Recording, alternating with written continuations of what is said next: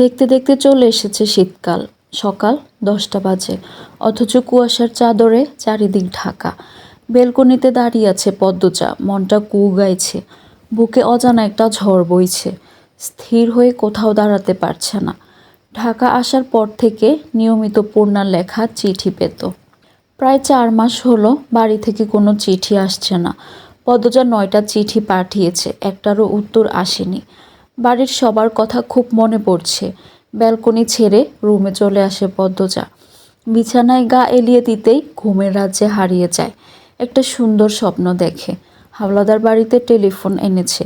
পূর্ণা হাওলাদার বাড়িতে এসে পদ্মজার সাথে যোগাযোগ করে। পদ্মজা কথা বলতেই ওপাশ থেকে পূর্ণার উল্লাস ভেসে আসে। আপা, আপা, আমি তোমার গলার স্বর শুনতেছি। তুমি শুনতেছ? শুনছি। কেমন আছিস? আম্মা কেমন আছে?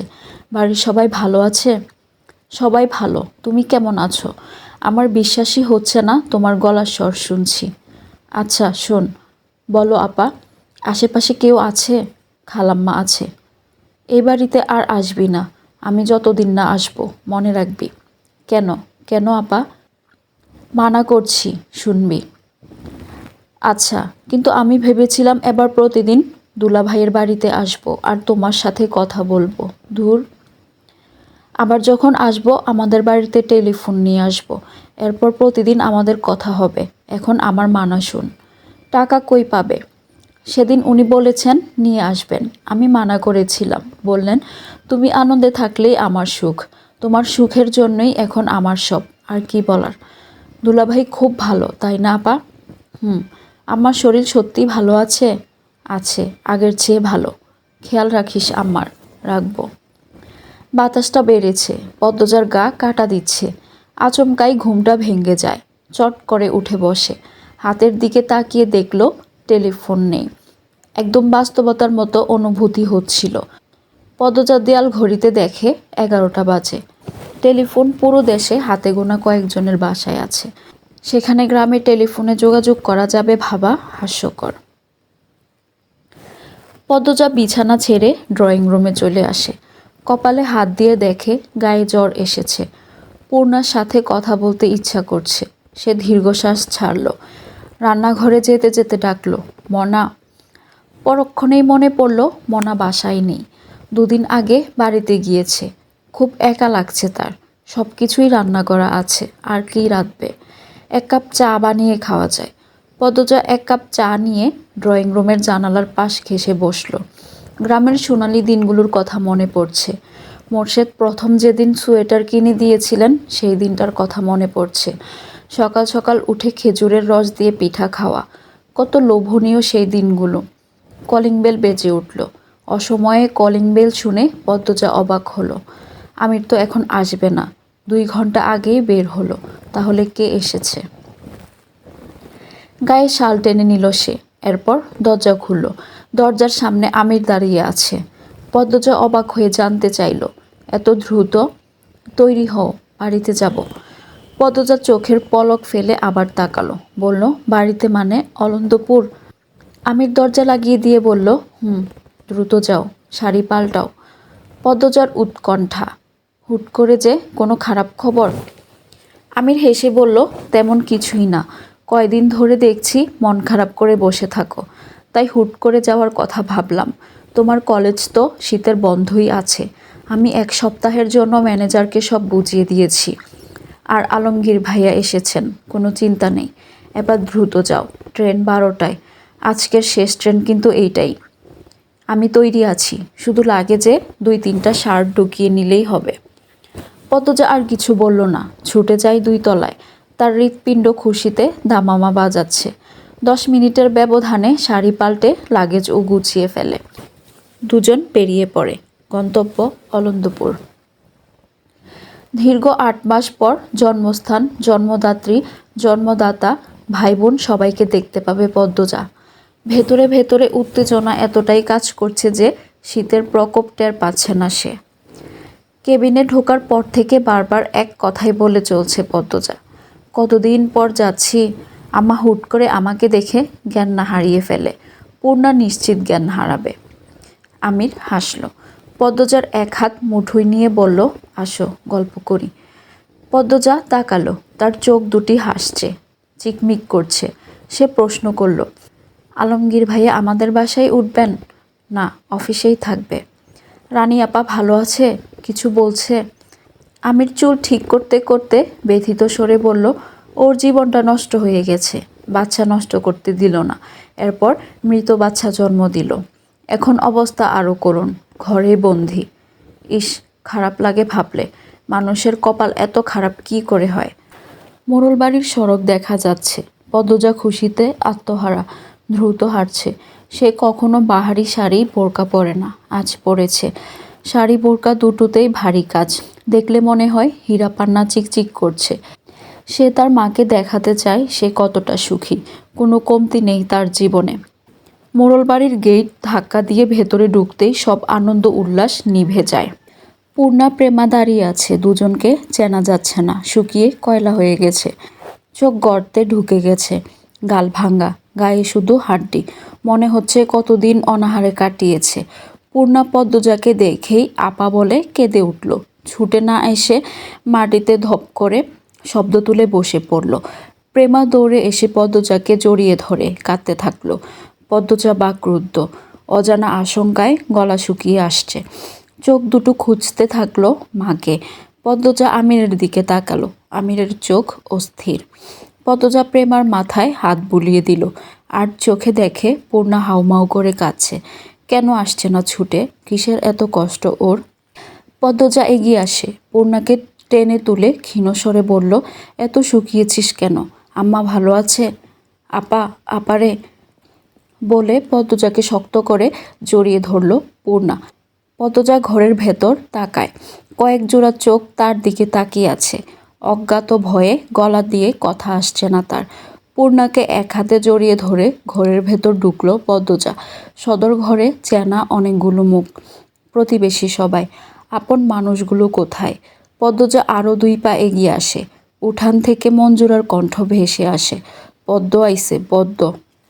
সদর ঘরের মধ্যখানে পাটিতে শুয়ে আছেন হেমলতা, গায়ের উপর কাঁথা, মেরুদণ্ড সোজা হয়ে শুয়ে আছে, গোলাপ জলের গ্রান চারপাশে।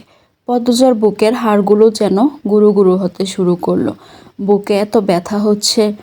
সে হেমলতার পাশে বসলো, নিস্তরঙ্গ গলায় ডাকলো, আম্মা, ও আম্মা। হেমলতা পিট পিট করে তাকান, চোখ দুটি ঘোলা, গাল ভেঙে গেছে, চোখ দুটি গভীর গর্তের আড়ালে হারিয়ে যাওয়ার পথে। পদ্মজার দিকে তাকিয়ে আবার চোখ সরিয়ে নিলেন, চিনতে পারলেন না। পদ্মজা হেমলতার এক হাত মুঠোয় নিয়ে চুমু দিল, 2 ফোঁটা জল গড়িয়ে পড়ে হেমলতার হাতে, তাতেও হেমলতার ভ্রুক্ষেপ নেই। তিনি নিজের মতো ঘরের ছাদে তাকিয়ে আছেন। মঞ্জুরা সদর ঘরে ঢুকেই বিলাপ শুরু করেন মাত্র। পদ্মজা জোরে চেঁচিয়ে উঠল, চুপ করো, কেউ কাঁদবে না, চুপ করো। সবার কান্না থেমে যায়। পদ্মজা হেমলতাকে বলল, ও আম্মা, কথা বলো, আমি তোমার পদ্মজা, তোমার আদরের পদ্মজা। আম্মা 4 মাস ধরে কাউকে চিনে না আপা। পূর্ণা ঢুকরে কেঁদে উঠল। পদ্মজার চোখ পড়ে সদর ঘরের কোণে, মোর্শেদ কপালে হাত দিয়ে বসে আছেন, মানুষটাকে চেনা যাচ্ছে না একদমই, পিঠের হাড্ডি ভেসে আছে। পদ্মজা বাকহীন হয়ে পড়েছে, কিছু বলবে নাকি কাঁদবে, বুকে কেমন যেন হচ্ছে, শরীরের শক্তি কে যেন শুষে নিয়েছে। পদ্মজা 2 হাতে হেমলতার মাথা তুলে ধরল, হেমলতা তাকান, নিষ্প্রাণ চাহনি। হেমলতার মাথাটা পদ্মজার বুকের সাথে জড়িয়ে ধরে আকুল ভরা কণ্ঠে বলল, একবার কথা বলো আম্মা, একবার 2 হাতে জড়িয়ে ধরো। হেমলতার হাত দুটো নেতিয়ে আছে মাটির উপর। পূর্ণা খেয়াল করে হেমলতার হাত দুটি কাঁপছে, চেষ্টা করছে পদ্মজাকে জড়িয়ে ধরার, কিন্তু পারছে না। তাহলে কি পদ্মজাকে চিনতে পেরেছেন? পদ্মজা কাঁদতে থাকলো, অনেক অনেক কিছু বলছে, কারো কথা কানে ঢুকছে না, শুধু বুঝতে পারছে এই পৃথিবীর বুক থেকে তার মা হারিয়ে যাচ্ছে, হারিয়ে যাচ্ছে হেমলতা, হারিয়ে যাচ্ছে তার কল্পনার রাজ্যের রাজরানী। স্বপ্ন তো সব পূরণ হয়নি, এ তো কথা ছিল না, তবে কেন এমন হচ্ছে? পদ্মজার বুক ছিঁড়ে যাচ্ছে, যন্ত্রণায় সারা শরীর বিষিয়ে যাচ্ছে। কাপা ঠুটে হেমলতার পুরো মুখে চুমু খেলো পদ্মজা, ভারী করুণভাবে বলল, ও আম্মা, কোথায় হারালো তোমার তীক্ষ্ণ দৃষ্টি, ঝাঁঝালো কণ্ঠ? কেটে যায় অনেকটা মুহূর্ত। কাছের মানুষেরা ছাড়া আর কেউ নেই, কারো মুখে রা নেই। হেমলতার মতোই সবাই বাখিন, স্তব্ধ। কেউ খায়নি। বাসন্তী গুপ্ত ব্যথা নিয়ে রেঁধেছেন। প্রেমাপ্রান্ত আমির ছাড়া কেউ খেলো না। পদ্মজাকে অনেক জোরাজুরি করেছে আমির, পদ্মজা খেলো না। আমিরও আর ঘাটল না। পদ্মজা জানতে পারল 2 মাস ধরে হেমলতা বিছানায় পড়ে আছেন। এক দুটো কথা বলেন মাঝে মাঝে। 4 দিন হলো তাও বলেন না। গতকাল ভোরে মুখ দিয়ে ফেনা বের হয়েছে। এমন অবস্থা হয়েছিল, সবাই ভেবেছিল আত্মাটা বেরিয়েই যাবে। হাওলাদার বাড়ি থেকে সবাই দেখতে আসে। তখন জানা যায় আলমগীর ঢাকা যাচ্ছে। মোর্শেদ অনুরোধ করল পদ্মজা আর আমিরকে খবর দিতে, ওরা যেন দ্রুত চলে আসে। রাতের ট্রেনে সকালে গোডাউনে পৌঁছে আলমগীর আমিরকে সব বলল। আমির সব শুনে আর দেরি করেনি, পদ্মজাকে নিয়ে চলে আসে। পথে কান্নাকাটি করবে তাই কিছু বলেনি। পদ্মজা এত সব জেনে কিছু বলল না। অভিমানের পাহাড় তৈরি হয়েছে মনে। কারো কথা শুনতে ইচ্ছে করছে না। সারাক্ষণ চেষ্টা করছে হেমলতার সাথে কথা বলার। হেমলতা কিছুতেই কথা বলছেন না। একটু আধটু পানির বেশি আর কিছুই খাচ্ছেন না। গায়ে মাংস বলতে নেই, চামড়া ঝুলে গেছে। পদ্মজা হেমলতার পুরো শরীর মুছে দিয়ে কাপড় পাল্টে দিল। এরপর শোয়া অবস্থায় অজু করালো। ঠোঁট ভেঙে কেঁদে আরও একবার আকুতি করলো। একবার কথা বলো আম্মা, একবার ডাকো পদ্মজা বলে। হেমলতা তাকালেন, কিছু বললেন না, তাকিয়েই রইলেন। মাঝরাতে সবাই যখন ঘুমে, পদ্মজা জেগে। ক্লান্ত হয়ে সবার চোখ দুটি লেগে গেলেও তার চোখ দুটি পলকও ফেলছে না। মনে হচ্ছে কে যেন চারপাশে ঘুরছে, তার মাকে নিয়ে যেতে। ঝিঝি পোকার ডাক, শিয়ালের হাঁক ঝাঁপিয়ে সে যেন কারো পায়ের শব্দ শুনতে পাচ্ছে। অবচেতন মন আজরাইলের উপস্থিতি অনুভব করছে। পদ্মজার বুকে ভয় জেঁকে বসে। চোখ ফেটে জল বেরিয়ে আসে। এদিক ওদিক তাকিয়ে কেঁদে অনুরোধ করছি, আমার মাকে কষ্ট দিবেন না। মুখে হাত চেপে কান্না আটকানোর প্রচেষ্টায় বারবার ব্যর্থ হতে থাকলো পদ্মজা। কাঁদতে কাঁদতে কণ্ঠ নিভে এসেছে। ঠান্ডায় শরীর জমে গেছে। চোখটা লেগেছে মাত্র, তখনই দপদপ একটা শব্দ ভেসে আসে। পদ্মজা চমকে তাকালো। হেমলতা হাত দিয়ে মাটি থাপড়াচ্ছেন, শরীর কাঁপছে। পদ্মজার নিঃশ্বাস থেমে যায়। হেমলতার এক হাত শক্ত করে ধরে কেঁদে উঠে বলল, আম্মা, আম্মা, যেও না আমাকে ছেড়ে। ও আম্মা, আম্মা, আমার কষ্ট হচ্ছে আম্মা, তোমার খুব কষ্ট হচ্ছে, পায়ে পড়ি, আমাকে ছেড়ে যেও না আম্মা। পদ্মজা দ্রুত হেমলতাকে জড়িয়ে ধরে হাউমাউ করে কাঁদতে থাকে। সবার ঘুম ছুটে যায়। একসাথে করুণ কান্নার স্বর ভেসে ওঠে মোড়ল বাড়ি। পদ্মজা কাউকে অনুরোধ করে বলে, নিয়েন না আমার আম্মাকে, কষ্ট দিচ্ছেন কেন এত? আমার আম্মার কষ্ট হচ্ছে। আম্মা, ও আম্মা, আম্মা, আমাকে ছেড়ে যেও না। পদ্মজা কাঁদতে কাঁদতে সূরা ইয়াসিন পড়া শুরু করলো। হেমলতা শেষবারের মতো উচ্চারণ করেন, লা ইলাহা ইল্লাল্লাহু মুহাম্মাদুর রাসূলুল্লাহ, লা ইলাহা ইল্লাল্লাহু মুহাম্মাদুর রাসূলুল্লাহ। শেষ নিঃশ্বাস ত্যাগ করে আত্মাটা বেরিয়ে যায়। শরীরের কাঁপাকাঁপি থেমে যায়। দেহটা শুধু পড়ে রয় পরিত্যক্ত বস্ত্রের মতো। পদ্মজা দেহটাকে খামচে জড়িয়ে ধরে আম্মা বলে চিৎকার করে উঠল। আশেপাশের সব বাড়ি থেকে মানুষ ছুটে আসে। পূর্ণা কাঁদতে কাঁদতে জ্ঞান হারায়। ফজরের আজান পড়ছে। আমির পদ্মজাকে হেমলতার থেকে ছাড়ানোর চেষ্টা করে। কিছুতেই প্রাণবিহীন দেহটা পদ্মজা ছাড়তে চাইল না। যেন তার ডাকেই ফিরে আসবে হেমলতা। এমন কি হতে পারে না? হেমলতা কথা বলে উঠলেন, আবার হাঁটলেন। পদ্মজাকে ধমকে বললেন, চুপ, এত কিসের কান্না? আমার মেয়ে হবে শক্ত আর কঠিন মনের, এত নরম হলে চলবে না। এটা শুধুই কল্পনা, আত্মা একবার দেহ ছেড়ে দিলে আর ফিরে আসে না, আপন ঠিকানায় ফিরে যায়। হেমলতা নামে মানুষটার আয়ুকাল এতটুকুই ছিল। তিনি উড়াল দিয়েছেন বড়কালে, রেখে গেছেন আদরের 3 কন্যা। আদরের কন্যাদের ছেড়ে তো কখনো দূরে থাকতে পারতেন না। এবার কিভাবে চলে গেলেন? তিনি নিশ্চয়ই মৃত্যুর সাথে কঠিন যুদ্ধ করেছেন, পেরে ওঠেননি। ভোরের আলো ফুট ভোরের আলো ফুটতেই পদ্মজা নিজেকে শক্ত করলো। গোসল করে এসে কোরআন শরীফ নিয়ে বসলো। হেমলতা বলতেন, মা বাবা মারা গেলে কান্নাকাটি না করে লাশের পাশে বসে কোরআন শরীফ পড়া ভালো। এতে করে কবরের আযাব থাকলে কম হয়। সে প্রতিটা অক্ষর পড়ছে আর কাঁদছে। জীবনের আকাশের ৭ রঙা রংধনু নিভে গেছে, আর কখনো উঠবে না, কোনো দিন না। মোর্শেদ পাঞ্জাবির হাতা দিয়ে চোখের জল মুছছেন, আবার ভিজে যাচ্ছে। গোসলের পর হেমলতার মুখটা উজ্জ্বল হয়েছে, ঠোঁটের কোণে যেন হাসি লেগে আছে। পদ্মজা হেমলতার মৃতদেহের সামনে এসে দাঁড়ায়।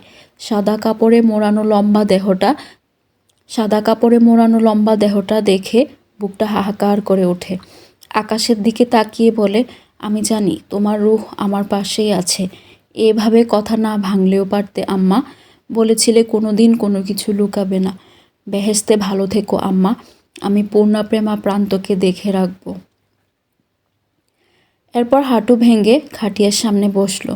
হেমলতার কানের কাছে মুখ নিয়ে ফিসফিসিয়ে বলল, আল্লাহকে বলে খুব দ্রুত আমাকে নিতে এসো কিন্তু। আমির, হিমেলসহ আরও 2 জন খাটিয়া কাঁধে তুলে নিল। কালিমা শাহাদাত বলতে বলতে তারা সামনে এগোয়। পূর্ণাকে 3 জন মহিলা ধরে রেখেছে। সে হাত পা দিয়ে ঝাঁপিয়ে চেষ্টা করছে ছোটার। তার ইচ্ছে হচ্ছে মৃতদেহটাকেই আঁকড়ে ধরে রাখতে। পদ্মজা মাটিতে বসে পড়ে। কি যেন বুক ফুঁড়ে বেরিয়ে যাচ্ছে। আম্মা আম্মা বলে 2 হাতে মাটি খামছে ধরে। মাটিতে মাথা ঠেকিয়ে বিড়বিড় করে, আমার আম্মাকে কষ্ট দিও না মাটি, একটুও কষ্ট দিও না। আমার আম্মাকে যত্নে রেখো। হীরার টুকরো তোমার বুকে ঘুমাতে যাচ্ছে, কষ্ট দিও না। হাড় কাঁপানো শীতে কাঁপছে পদ্মজা। সন্ধে থেকে খুব ঠান্ডা পড়েছে। এক কাপড়ে মাটিতে মা একা আছে ভেবে পদ্মজার অশান্তি হচ্ছে। তাই কম্বল নিয়ে রাতের বেলা ছুটে আসে মায়ের কবরে। সদ্য হওয়া কবরের কাঁচা মাটির ঘ্রাণ আসছে। পদ্মজা কম্বল দিয়ে মায়ের কবর ঢেকে দিল। এরপর 2 হাতে জড়িয়ে ধরে কাঁদতে কাঁদতে বলল, আম্মা, মনে আছে তোমার, যখন আমি ছোট অনেক, আব্বা আমার গায়ের কম্বল নিয়ে গিয়েছিল। তখন তুমি তোমার শাড়ির আঁচল দিয়ে সারা রাত আমাকে জড়িয়ে ধরে রেখেছিলে, মনে আছে? আমাকে কেন সেই সুযোগ দিলে না? কেন বললে না তুমি মরণ রোগে আক্রান্ত? আমার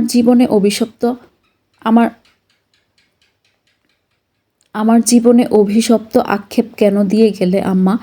কেন পেলাম না আমার মাকে সন্তানের মতো আদর করার সুযোগ? কোন দোষে আমার সঙ্গ নিলে না তুমি?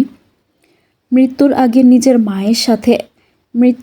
নিজের মেয়ের সাথে এত বড় অনাচার করে গেলে আম্মা, বিশ্বাসঘাতকতা করলে।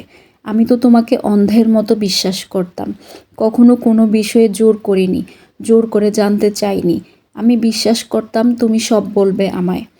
তুমি নিজে আমাকে বারবার বলেছ তোমার জীবনে এক বিন্দু অংশ থাকবে না যা আমাকে বলবে না। তবে কেন সেই কথা রাখতে পারলে না? আমার কষ্ট হচ্ছে আম্মা। তুমি অনুভব করছো? আমি তোমার বুকে শুয়ে অভিযোগ করছি। আমি তোমার বুকে শুয়ে অভিযোগ তুলছি। তুমি আমার সাথে বিশ্বাসঘাতকতা করেছো। আমার কাছ থেকে কেড়ে নিয়েছো 10 মাস। তুমি পারতে আমাকে বলতে। তুমি পারতে আমাকে বিয়ে না দিয়ে নিজের কাছে রাখতে। তুমি পারতে আমাকে আরও 10 মাস আমার মায়ের সঙ্গ দিতে। আমি এত আক্ষেপ নিয়ে কি করে বাঁচবো আম্মা? কয়েকটা শিয়াল দূরে দাঁড়িয়ে আছে। মাঝরাতে কবরে ঝাঁপিয়ে পড়ে কেউ কাঁদতে পারে এমন হয়তো কখনো দেখেনি তারা। পদ্মজা হেমলতার কবরে হাত বুলিয়ে দিচ্ছে আর অশ্রু বিসর্জন দিচ্ছে। আত্মহত্যা পাপ না হলে হয়তো এই পথই বেছে নিত সে। মোর্শেদ আমির টর্চ নিয়ে পদ্মজাকে খুঁজতে খুঁজতে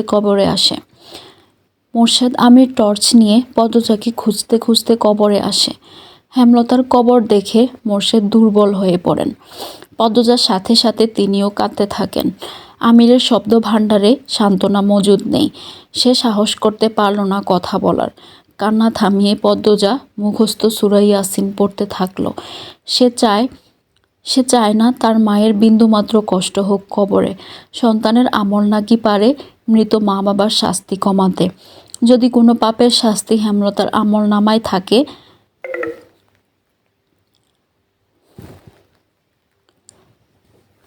যদি কোনো পাপের শাস্তি হেমলতার আমলনামায় থাকে যদি কোনো পাপের শাস্তি হেমলতার আমলনামায় থেকে থাকে তা যেন মুছে যায় পদ্মজার কণ্ঠের মধুর স্বরে। ধীরে ধীরে পদ্মজার কণ্ঠ কমে আসে, ঠান্ডায় জমে যায়, চোখের মণির রং পাল্টে যায়। আমি দ্রুত পদ্মজাকে কোলে তুলে নিল। এরপর মোর্শেদকে বুঝিয়ে শুনিয়ে বাড়িতে নিয়ে আসে। হেমলতা পড়ে রইলেন একা একা। শিয়ালগুলি একসাথে চেঁচিয়ে উঠল, মৃত্যুর মতো সত্য আর নেই, জন্মালে মৃত্যুর স্বাদ উপভোগ করতেই হবে। হেমলতার ঘরে পদ্মজা আর পূর্ণা বসে আছে, দরজা বন্ধ করে। পুরো বিছানা জুড়ে হেমলতার পরনের কাপড় চোপড়, এইসবই শেষ স্মৃতি। পূর্ণা দুটো শাড়ি বুকের সাথে জড়িয়ে ধরে থেমে থেমে কাঁদছে। পদ্মজা মাটিতে বসে আছে, উস্কো খুস্কো চুল। পূর্ণা আর কাঁদতে পারছে না, বুক ফেটে যাচ্ছে, তবুও শব্দ বেরোচ্ছে না। পদ্মজা হেমলতার চুড়ি দুটো হাতে নিয়ে বলল, আম্মা বলে এখন কাকে ডাকবো? পূর্ণা, আমাদের আম্মা কই গেল? পূর্ণা বিছানা থেকে নেমে আসে, পদ্মজাকে জড়িয়ে ধরে ভাঙা সুরে বলল, আল্লাহ কেন এমন করলেন আপা? আমাদের প্রতি একটু দয়া হলো না? এই ঘরটায় আর আসবে না আম্মা? আম্মা আসে না কেন? আপা, আমার শ্বাস নিতে কষ্ট হয়, আমাকে মেরে ফেলো। কাঁদিস না বোন, আমাদের সবার আবার দেখা হবে পরকালে। এরপর আর মৃত্যু নেই, অনন্তকাল একসাথে থাকবো, ঠিক দেখা হবে। পালঙ্কের উপর একটা পুরনো খাতা। পদ্মজা হাত বাড়িয়ে নিল। পূর্ণা এই খাতার প্রতিটি অক্ষর আগেই পড়েছে, তাই আর ঘাটল না। সে ক্লান্ত দেহ নিয়ে মাটিতে শুয়ে পড়ে। পদ্মজা খাতার পৃষ্ঠা উল্টায়। আমার আদরের পদ্মজা, আজ 15 দিন তোর বিয়ের। প্রতিটা রাত আমার নির্ঘুমে কাটে। পুরো বাড়ি জুড়ে তোর স্মৃতিগুলো আমায় বিষে জর্জরিত করে দেয়। মেয়ে হয়ে জন্মালে বিয়ে করে শ্বশুরবাড়ি যেতেই হয়, তবুও মানতে কষ্ট হচ্ছে। আমার মেয়ে সারা জীবনের জন্য অন্যের ঘরে চলে গিয়েছে। বলেছিলাম আমার জীবনের বিন্দুমাত্র অংশ তোর অজানায় রাখব না। সেই কথা রাখতেই আমি লিখতে বসেছি। স্বপ্ন ছিল তোকে অনেক পড়াবো, অনেক অনেক দিন নিজের কাছে রাখবো। কিন্তু মানুষের সব স্বপ্ন কি পূরণ হয়? দীর্ঘ 2 বছর আমার শরীরে বাসা বেঁধেছিল এক রোগ। প্রাথমিক অবস্থায় ছিল, কিন্তু পাত্তা দেইনি। যখন তোর মেট্রিক পরীক্ষার জন্য আকবর ভাইজানের বাড়িতে গেলাম, তখন একজন ভালো ডাক্তারের সাথে আমার দেখা হয়। তিনি আকবর ভাইজানের বন্ধু। দেখা করতে এসেছিলেন। তখন তুই পরীক্ষা কেন্দ্রে ছিলি। ওনার নাম আসাদুজ্জামান, বিলেত ফেরত ডাক্তার। কথায় কথায় আমার সমস্যাগুলোর কথা বলি, তিনি খালি চোখে আমায় দেখেন, কিছু প্রশ্ন করেন, ওনার ধারণা জানান আমি পার্কিনসন্স ডিজিজ নামক প্রাণঘাতী রোগে আক্রান্ত, যার 80% লক্ষণ আমার সাথে মিলে যায়। তিনি দ্রুত আমাকে পরীক্ষা করতে বলেন। এই রোগের চিকিৎসা তো দূরে থাক, দেশে এই রোগের পরীক্ষা কেন্দ্রও হাতে গোনা 1-2টা আছে। সেদিনটা আমার জীবনের বড় ধাক্কা ছিল। আমি দিক দিশা হারিয়ে ফেলি। আমি মারা গেলে আমার 3 মেয়ের কী হবে? কী করে বাঁচবে? ভয়ানক এই রোগ নিয়ে তোর সামনে হাসতে আমার ভীষণ কষ্ট হতো, তবুও হাসতে হতো। মুহিব খুব ভালো ছেলে, তাই তাদের প্রস্তাব ফিরিয়ে দেইনি।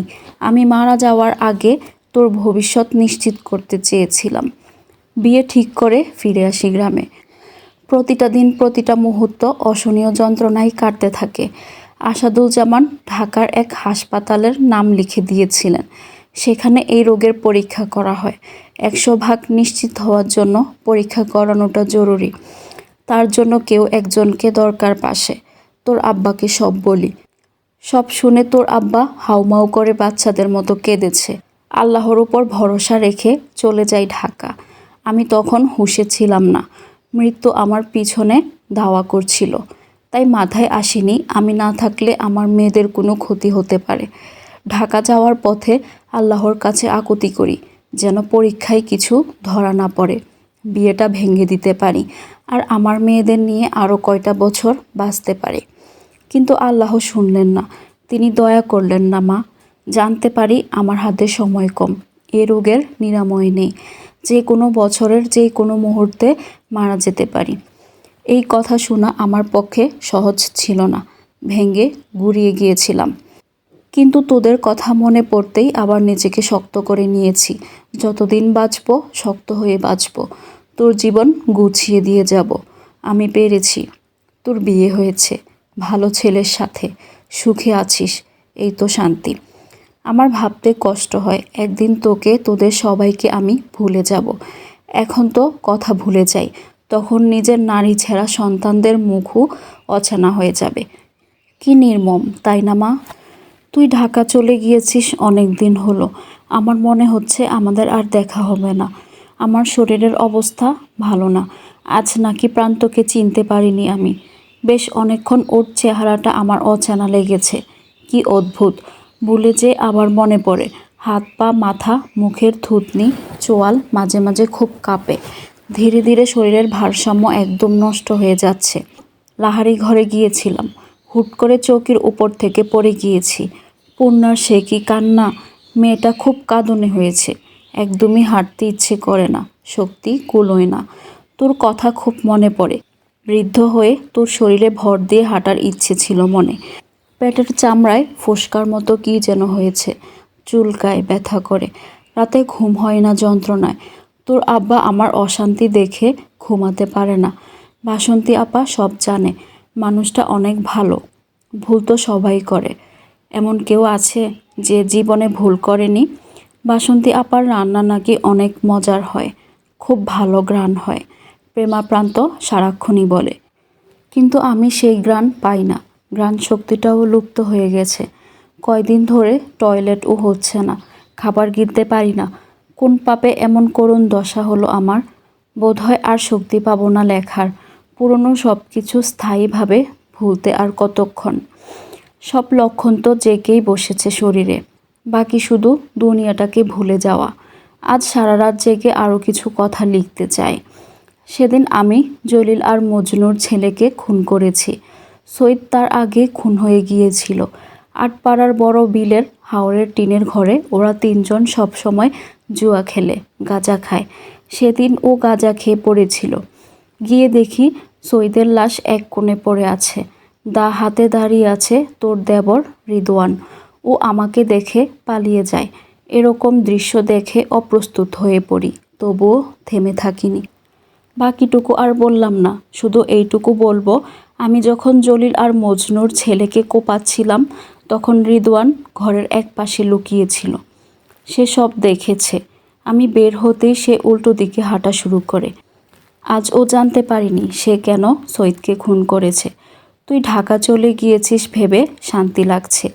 রিদওয়ান ভয়ঙ্কর মানুষ। তার খুন করার হাত বলছে এটা তার প্রথম খুন নয়। সাবধানে থাকবি, আমিরকে সাবধানে রাখবি। তোর শাশুড়িকে কাঁদতে দেখেছি, ওনাকে আপন করে রাখবি। আর লেখা যাচ্ছে না, হাত কাঁপছে, কেমন ঝাপসা হয়ে আসছে চারিদিক। এই খাতাটা প্রান্তের, লুকিয়ে নিয়ে এসেছি। আমার সব শাড়ির সাথে ট্রাঙ্কের ভেতর যত্নে রাখছি। আমার অনুপস্থিতিতে যখন পড়বি কাঁদবি না একদম। জীবনে বড় হবি, আমি না থাকলে মৃত্যুর কামনা করবি না, এটাও এক ধরনের পাপ। আল্লাহ যখন ইচ্ছে হবে মৃত্যু দিবেন। তিনি যে কারণে সৃষ্টি করেছেন তা পূরণ হলেই মৃত্যু ধেয়ে আসবে। শুধু মৃত্যুর কথা স্মরণ রাখবি, কোরআনের পথে চলবি, কোনো পাপে জড়াবি না, অন্যায়কে প্রশ্রয় দিবি না। আমাদের আবার দেখা হবে, আমার মায়ের সাথে আবার দেখা হবে। তুই তো আমার মা, আমার পদ্মজা, আমার 7 রাজার ধন, আমার 3 কন্যা, আমার অহংকার, আমার বেহেশত। ভালো থাকবি, খুব ভালো থাকবি। মা কিন্তু দেখব, কান্নাকাটি করতে দেখলে ওপারে আমার শান্তি হবে না, তাই কাঁদবি না। আল্লাহ হাফেজ। পড়া শেষ হতেই খাতাটা বুকের সাথে জড়িয়ে ধরে পদ্মজা। হাত পা ছুঁড়ে আম্মা আম্মা বলে কাঁদতে থাকে। তার আর্তনাদে চারিদিক স্তব্ধ হয়ে যায়।